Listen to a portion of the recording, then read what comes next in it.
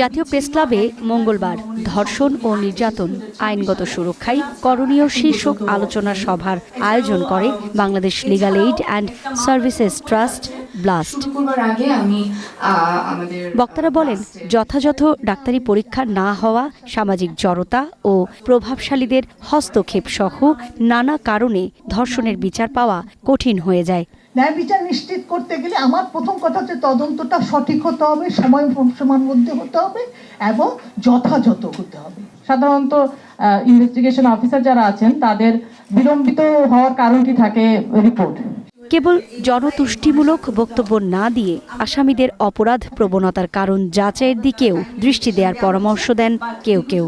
এবং সেই লটা এই পিসমিল আকারে আমাদের বিভিন্ন আকারে যে আছে সেটা, এবং এটা কোর্টের জন্য অনেক সময় ডিফিকাল্ট হয়।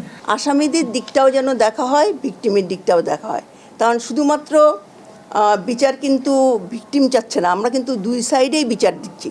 আলোচনায় অংশ নিয়ে ধর্ষণ, নির্যাতন ও যৌন হয়রানিকে সামাজিক অবক্ষয়ের প্রতিচ্ছবি বলে উল্লেখ করেন বিচারপতি মোহাম্মদ ইমান আলী।